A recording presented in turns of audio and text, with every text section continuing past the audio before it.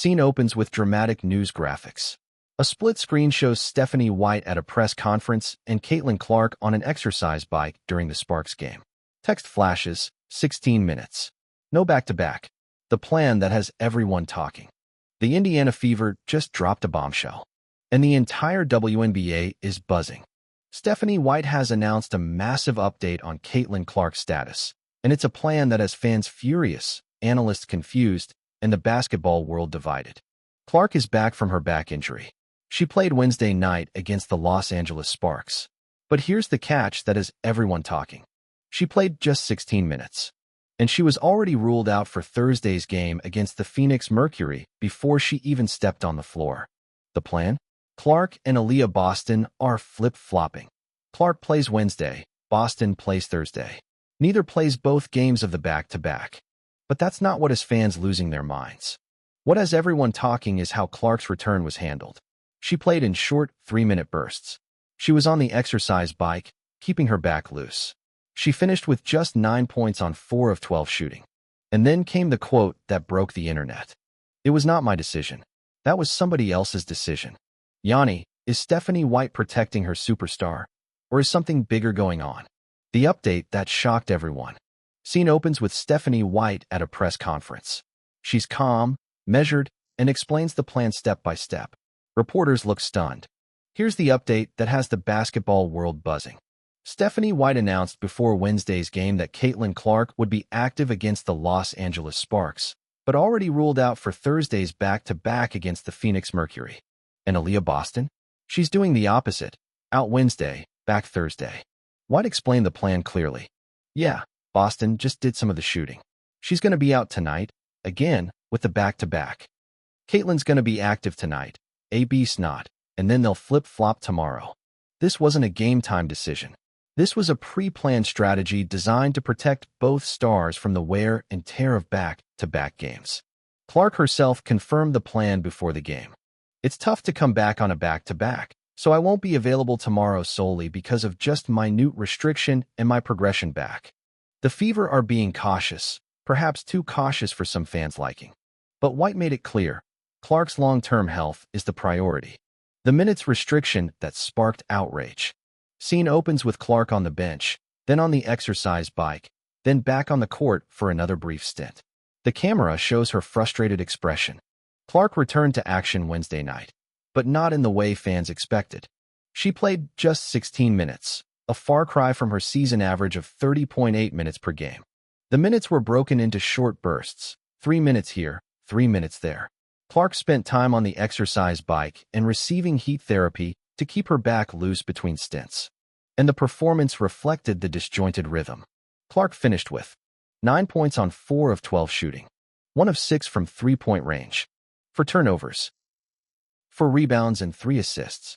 It was a quiet night by her standards, and she knew why. It's just really hard when you're playing 3 minutes, out, 3 minutes, 3 minutes, then you're on the bench, Clark said after the game. It's really, really hard to get into a flow.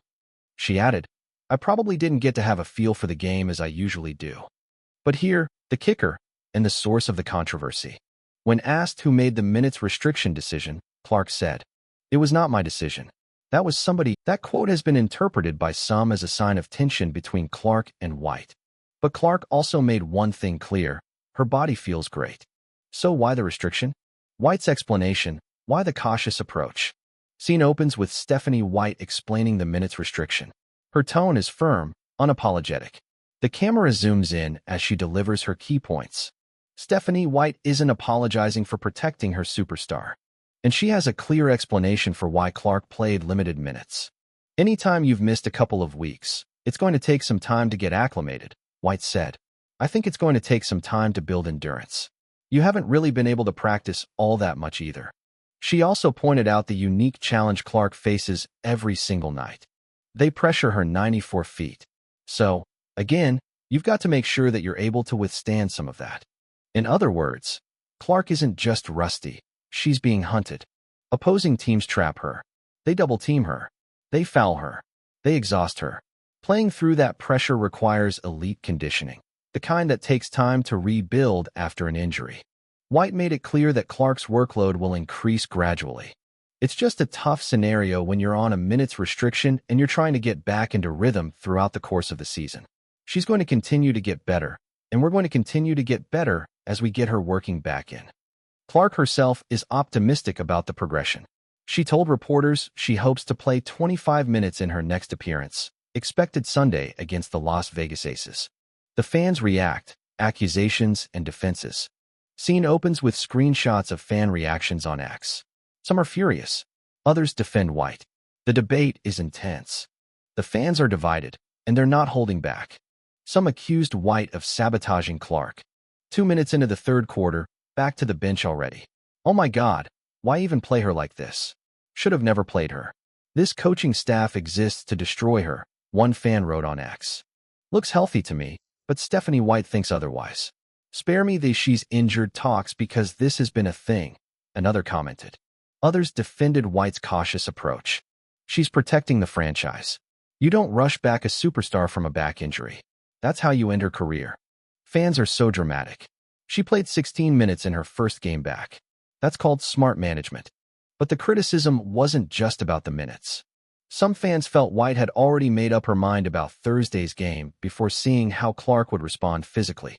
Ruling her out more than 24 hours before tip-off feels overly cautious, especially with no way of knowing how she'll respond after Wednesday night's game. The debate rages on, and with Clark expected to play Sunday against the Aces, all eyes will be on whether the restriction loosens. What this all means, the bigger picture. Scene opens with Clark warming up for Sunday's game against the Aces. Text appears, "The best is yet to come." So what does all of this mean? First, the Fever are playing the long game. Clark was limited to just 13 games last season due to multiple injuries. The Fever cannot afford to lose their franchise player again. This cautious approach is designed to keep her healthy for the playoff push and beyond. Second, the flip-flop plan is a creative solution. Having Clark and Boston alternate games during back-to-backs allows both players to rest while keeping the team competitive. It's an unconventional strategy, but it shows that White is thinking outside the box. Third, Clark is frustrated, but not angry. She made it clear she wants more minutes. She wants to play full games. But she also said her body feels great. That's a positive sign that the plan is working. Fourth, the narrative of sabotage is overblown. White and Clark have a strong relationship. Clark herself has said, "I ride with Steph. I ride for these girls. Steph has my back more than anybody." They've weathered sideline confrontations and media storms before, and they've come out stronger. The bottom line? The Fever are protecting their future. Clark will be back to full minutes soon. And when she is, this team, with Clark, Boston, and Mitchell, will be dangerous.